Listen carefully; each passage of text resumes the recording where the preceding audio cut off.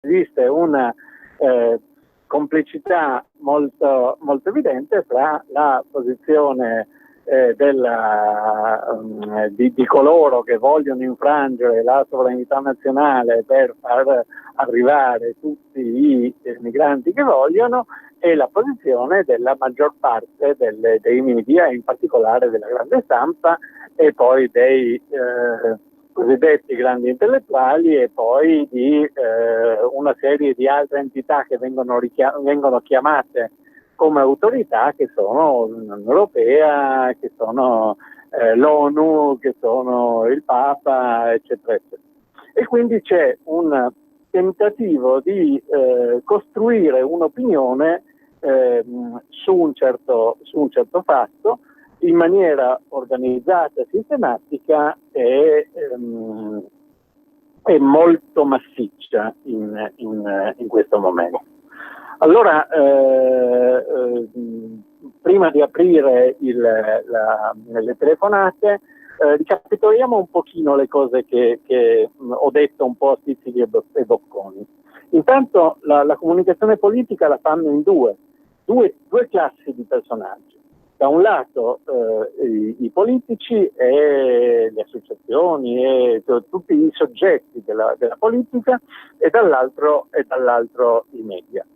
I protagonisti hanno due modi per fare comunicazione. Il primo è quello ovvio di dichiarare, di proporre, di fare programmi, eccetera. Il secondo è quello di agire secondo le loro idee, e creando con questo dei fatti significativi che sono comunicazioni.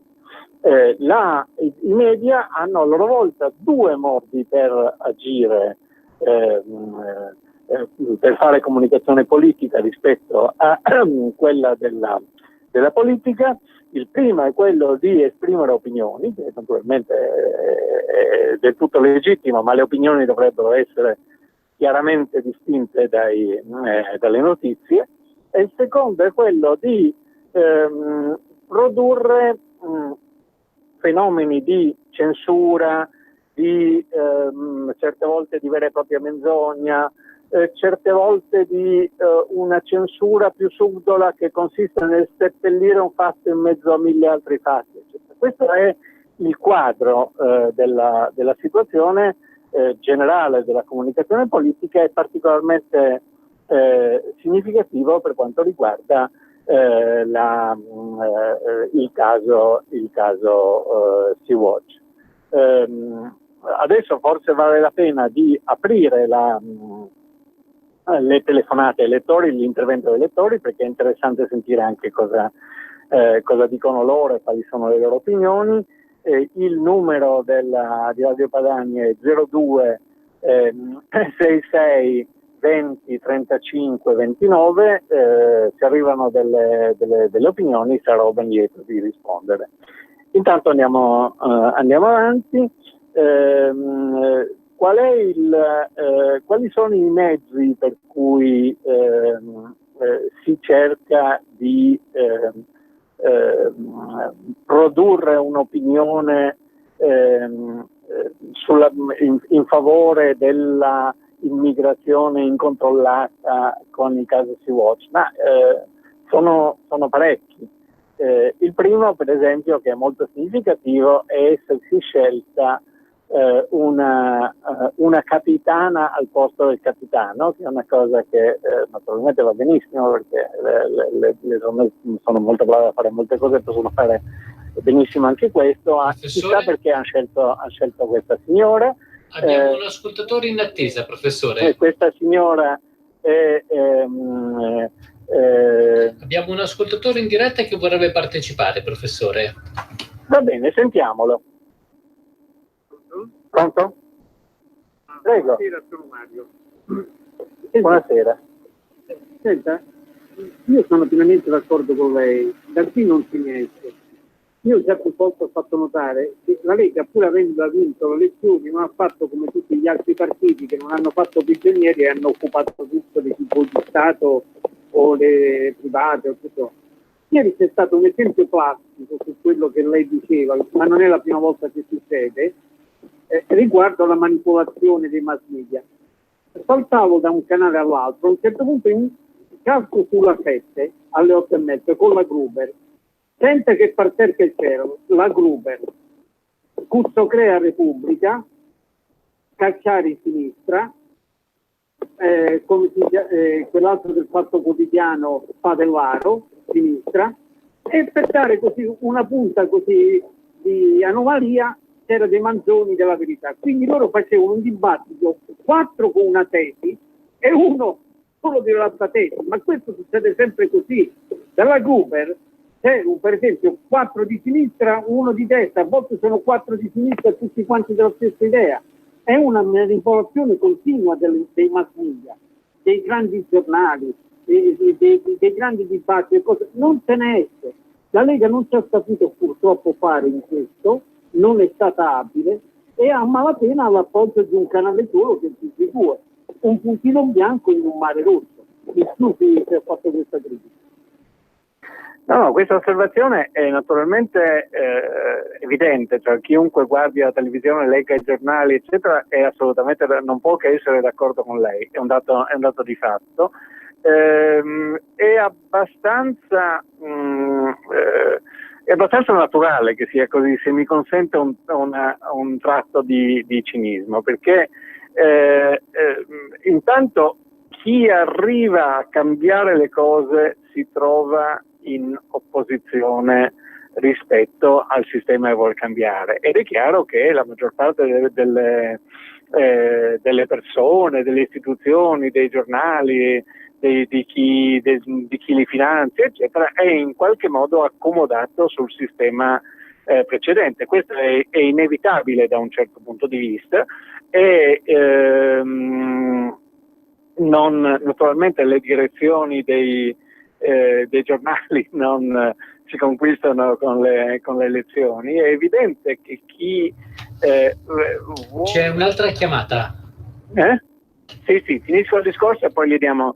È evidente che chi vuole cambiare le cose si trova in minoranza. C'è un altro aspetto su cui vale la pena riflettere, è che al di là di quelli che parlano dalla Gruber, i giornalisti, gli intellettuali, quello che viene chiamato in termini molto generali l'establishment, è fortemente orientato secondo un consenso che è quello vecchio, tradizionale, se vogliamo della sinistra, eccetera, eccetera, che è stato quello assolutamente maggioritario. Il grande fenomeno a cui assistiamo in questo momento, grandissimo fenomeno mondiale, è che c'è un conflitto fra gli elettorati, diciamo i popoli se vogliamo, e questo establishment. In Italia, ma anche in America, ma anche in India, ma anche in Brasile, ma anche in Ungheria, eccetera, eccetera. Cioè questo establishment è arrivato al capolinea e naturalmente resiste. Adesso forse sentiamo la seconda telefonata. Pronto? Pronto, buongiorno. Buongiorno, scusi se disturbo, io vi ringrazio per l'ascolto. Desideravo dire una cosa, non facciamo anche questa volta un passo indietro, per favore. Siamo pieni di clandestini e guarda caso il 99% sono sempre uomini di 20 anni. Questi stanno facendo un'invasione in Italia. Non solo, ma sono abituati a fare 10 figli. La Kengel ha 35 fratelli. Quindi questi faranno veramente, una guerra succederà fra 10 anni per i nostri figli, per i nostri nipoti. Cambiamo subito i trattati. Facciamo il trattato, un accordo con la Libia, lì, e basta, neanche uno deve venire più. Non possiamo prendere 1 miliardo e 400 milioni di persone, solo l'Italia. Per favore, interveniamo in modo forte. Grazie. Grazie, io sono sostanzialmente d'accordo con lei, peraltro io non sono la Lega, io non sono neanche iscritto alla Lega, credo che questo messaggio arrivi forte e chiaro a Salvini, non solo da lei, non solo dalla radio, da tante fonti. Qui quello che facciamo è cercare di commentare la comunicazione intorno a questo scontro che sta avvenendo, che è uno scontro molto sentito, molto fondamentale e assolutamente importante. Io credo che sia arrivato il momento della pubblicità, o mi sbaglio? Bene, professore, allora possiamo lanciare lo stacco. Benissimo. Per la tua pubblicità su Radio Padania Libera, scrivi a spot@radiopadania.net. Oh, finalmente, giornata è cominciata presto per me e penso anche per voi, amiche e amici, però finalmente dopo 3 mesi, sì dai, luglio, agosto e settembre, 3 mesi di lavoro, 3 mesi di incontri, di ascolto, di confronto, anche 3 mesi di insulti, minacce, denunce, bugie. Abbiamo il decreto. Il Presidente della Repubblica pochi minuti fa ha firmato il decreto sicurezza e immigrazione di quel cattivone del vicepresidente del Consiglio Matteo Salvini, e quindi settimana prossima il Parlamento comincerà a discutere, ad arricchire, a migliorare e soprattutto a votare queste decine di articoli che dal nostro punto di vista porteranno più sicurezza nelle strade italiane. Quindi finalmente, dopo tante polemiche, dopo che i giornali, soprattutto quelli di sinistra, dicevano non ce la farà mai Salvini, Mattarella non firmerà mai il decreto, chiacchierano tanto ma non riusciranno ad arrivare fino in fondo, 10.000 bacioni a voi, a Saviano, al sindaco di Riace, a Gad Lerner, a Michele Santoro, ai centri sociali, ad Asia Argento, a Balotelli, a Gemitaiz, a tutto questo. Mi ha detto che ha polemizzato con me anche il signor Zulu dei 99 Posse. L'altro giorno probabilmente gli erodeva il fegato perché sono andato a Napoli e ho trovato tanta fiducia, tanto affetto, tanto calore, tanta voglia di legge, di regole, di ordine e di sicurezza. Quindi un bacione anche a Zulu, non ho il piacere di conoscerlo, però magari mi capiterà. Ciapalì e porta a casa, se di Milano. Messaggio per tutti gli imprenditori, gli artigiani, i commercianti, i liberi professionisti. Hai un'attività? Dei prodotti da promuovere? Prova la pubblicità sulla nostra radio. Radio Padania ha preparato per te una grande promozione per aiutarti a sostenere la tua attività a tariffe davvero straordinarie. Informati, vedrai che si può fare. Mandaci una mail all'indirizzo spot@radiopadania.net. Con Radio Padania si può fare. Seconda parte della nostra trasmissione che continua sempre con il professor Ugo Volli. Eccoci, buonasera di nuovo e ben trovati di nuovo. Forse vale la pena di ripartire dalla prima telefonata che abbiamo ricevuto, quella che lamentava il fatto che gli ospiti delle trasmissioni televisive, per esempio della 7, fossero tutti di sinistra, eccetera. Credo che ci sono 2 osservazioni in più da fare rispetto a questo che è un dato di fatto. La prima è un concetto che ci viene, un concetto politico, un concetto di scienza politica che ci viene dalla sinistra, ma che è utilissimo anche a coloro che vogliono combattere la sinistra, che si sentono nella posizione di contrastarlo, ed è il concetto di egemonia, che è un concetto che ha inventato Antonio Gramsci e che spiega tantissime cose di quello che succede. Allora, l'egemonia è la capacità che un gruppo politico ha di convincere che le sue idee sono giuste anche coloro a cui le sue idee non vanno affatto bene, non convengono affatto, anzi sono dannose, no? In realtà sembrerebbe una cosa impossibile, ma è una cosa che succede continuamente e che è successa molto a lungo nella storia d'Europa, anche d'Italia, cioè l'idea che quel tipo di costruzione europea, il socialismo, almeno la socialdemocrazia, l'immigrazione, eccetera, fossero bene per tutti, anche per coloro che ne sono danneggiati. Allora, i gruppi politici praticano, se lo possono, in maniera consapevole o meno, la strategia dell'egemonia, cioè cercano di conquistare l'egemonia riuscendo così a imporre i propri interessi anche a coloro che non ne sono affatto favoriti e ne sono danneggiati. La cosa che è successa in questi anni e che è abbastanza straordinaria, che fa del nostro periodo un periodo di possibile cambiamento, di possibile grande novità, è che la tradizionale egemonia del pensiero di sinistra, socialista, comunista, democristiano di sinistra, eccetera, eccetera, si è rotta, non funziona più. La gente non è più convinta di fare delle cose che non le convengono perché alcuni signori dicono che sono quelle giuste, quelle buone, che così si migliori, eccetera, eccetera. Questo è quello che succede.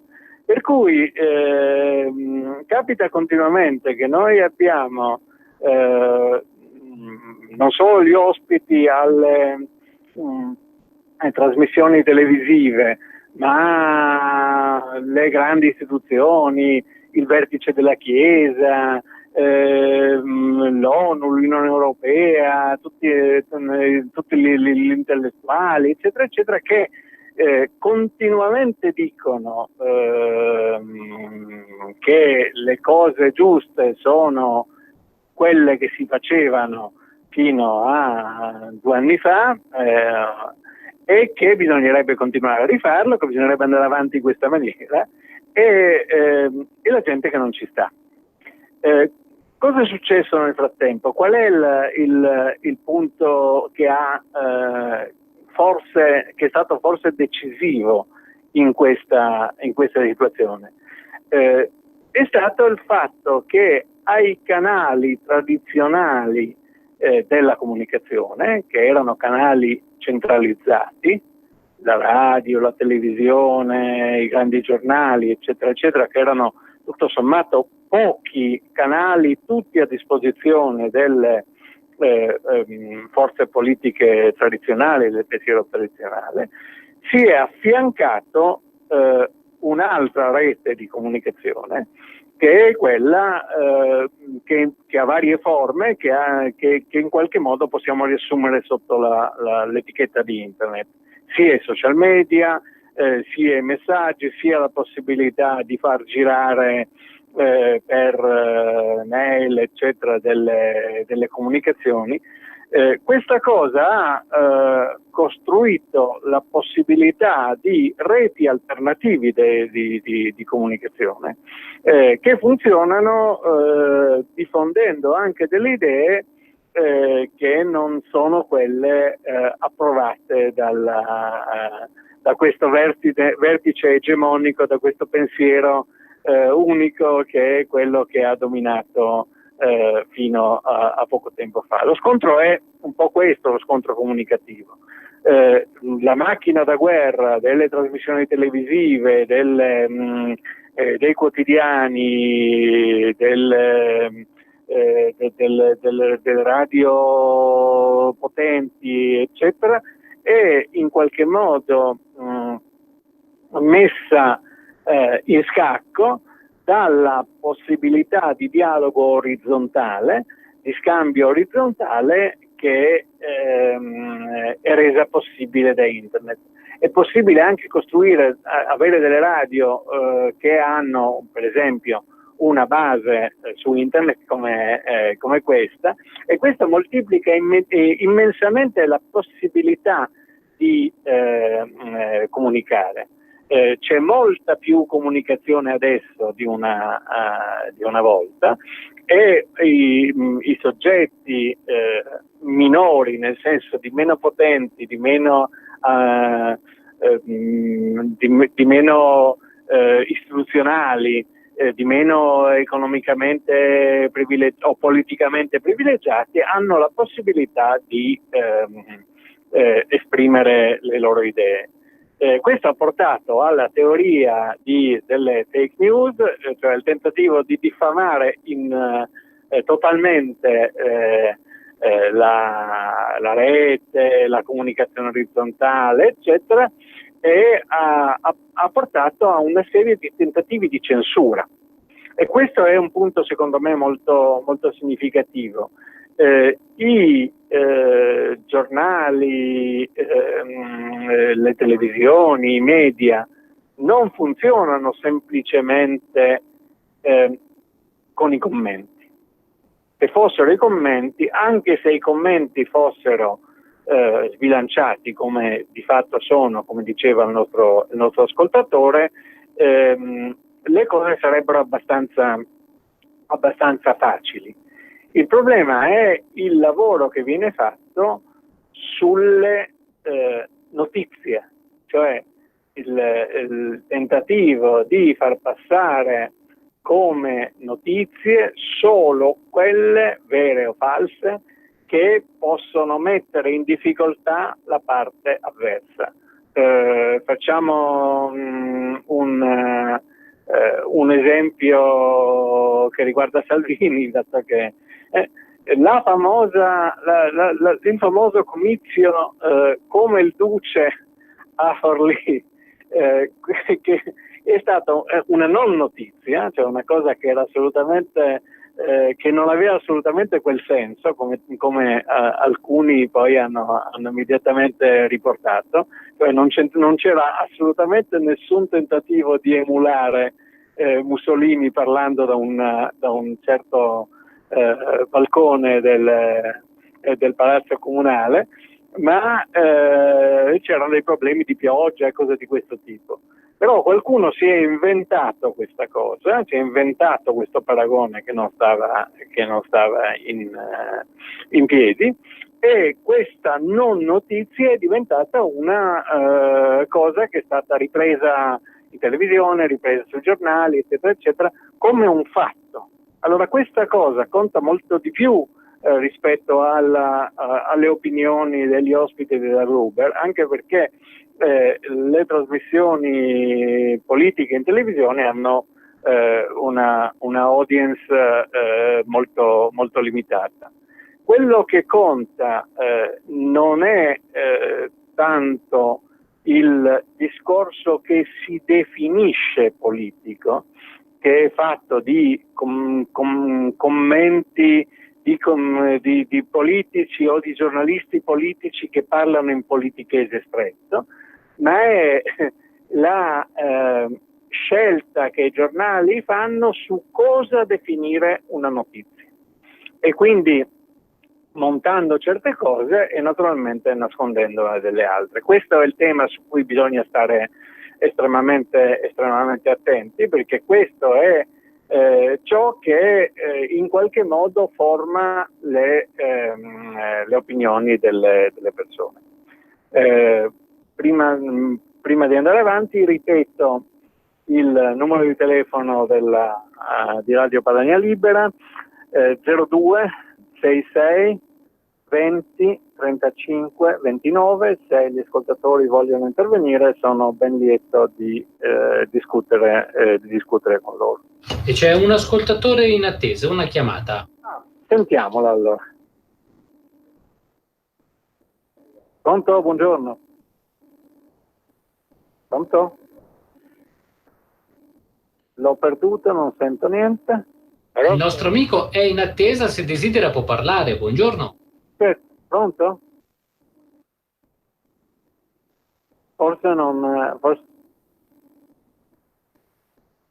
Sento pochissimo. Noi invece la sentiamo benissimo. Abbiamo in linea il nostro ascoltatore Giovanni Matassi. Benvenuto. Grazie, buonasera. Volevo ringraziare il professore per l'esposizione. Vorrei fare una sola considerazione, che il capitano Salvini è stato eletto dal popolo, per cui gli pseudo-intellettuali delle varie trasmissioni televisive serali stanno solo tentando di diffamare. Per cui alla resa dei conti sarà sempre il popolo a dire la sua.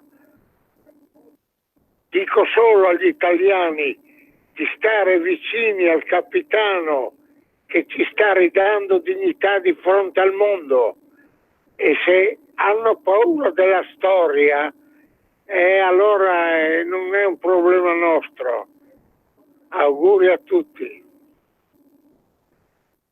Grazie all'ascoltatore, grazie per le sue parole. Mi sembra che sia interessante sottolineare il fatto che la scelta delle elezioni, poi le scelte diverse che ci sono state nelle elezioni con diversi momenti, eccetera, non sono mai dei dati acquisiti né automatici.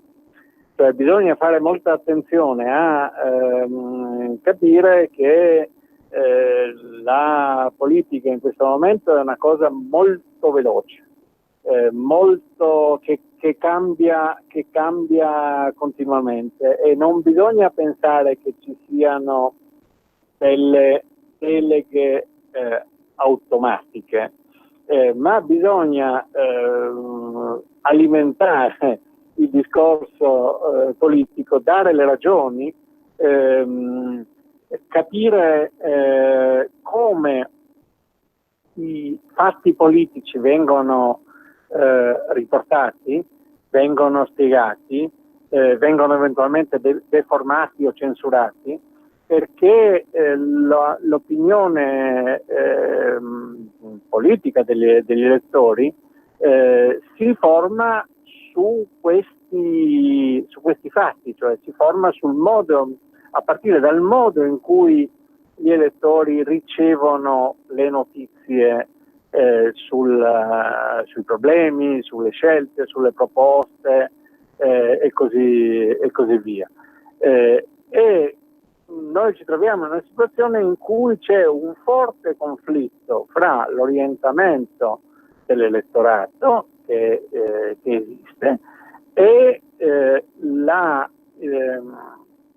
l'informazione, la comunicazione, la propaganda vera e propria che avviene a diversi livelli nella politica, ma soprattutto nei mezzi di comunicazione, nei giornali, in televisione e così via. Uno degli aspetti strani di questo momento è che non vi sono proposte alternative vincenti. La comunicazione politica non consiste nel fatto che, non lo so, il PD dica noi vogliamo questo e la Lega dice noi vogliamo questo. La Lega lo dice, o se volete il governo in qualche modo, con tutti i problemi che ci sono, lo dice. L'opposizione e i media in realtà giocano di rimessa, giocano di contropiede, non propongono delle altre cose se non cercare di diffamare, di distruggere, se potessero personalmente, tutti coloro che non gli piacciono, quindi in particolare la Lega e Salvini. Ma lo stesso discorso vale per Trump, lo stesso discorso vale per chi segue queste cose, per Bolsonaro in Brasile o per Modi in India, eccetera.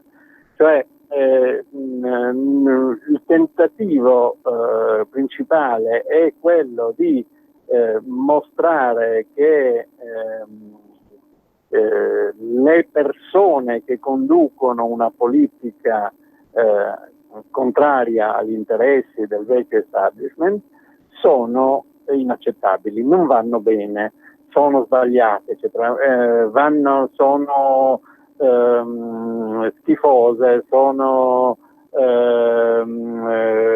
ignoranti, sono deficienti e via insultando.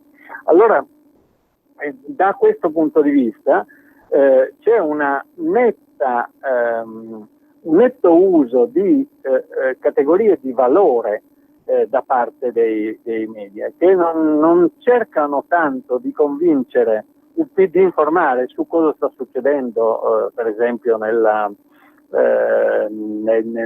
problema della relazione con l'Unione Europea, eccetera, ma cercano di indurre gli elettori a pensare che qualunque cosa venga da quegli ignoranti, eccetera, eccetera, non va bene. Questo è il punto, il punto centrale, e su questo secondo me bisogna stare molto attenti, su questo bisogna cercare di fare controinformazione, perché il problema è quello di fare informazione su quali sono le questioni reali, le questioni vere. Se vogliamo usare una parola molto diffusa in questo momento, bisogna cercare di esercitare il buonsenso e la concretezza, dicendo i problemi sono questi, il problema economico è questo, il problema dell'immigrazione è quest'altro, eccetera.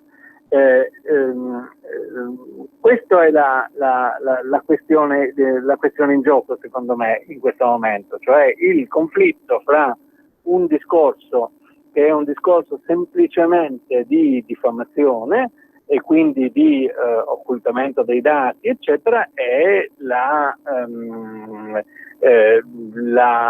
messa in luce dei problemi e delle possibili soluzioni. Naturalmente poi non c'è nessuno la bacchetta magica e non è possibile risolvere ogni questione nel giro del tempo che uno spererebbe, cioè subito.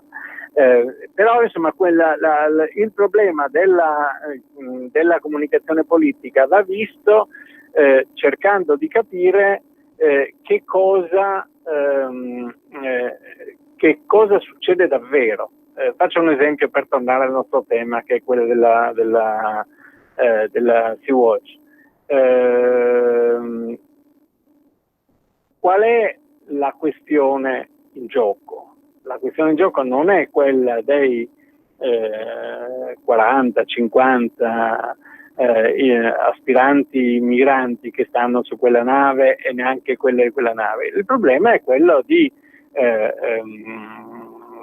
recuperare la sovranità italiana sul tema dell'immigrazione e nel bloccare un fenomeno estremamente complesso, estremamente massiccio, che ha grandissime implicazioni economiche, grandissimi sostegni economici, che è quello dell'immigrazione e della negazione, diciamo, dell'identità nazionale.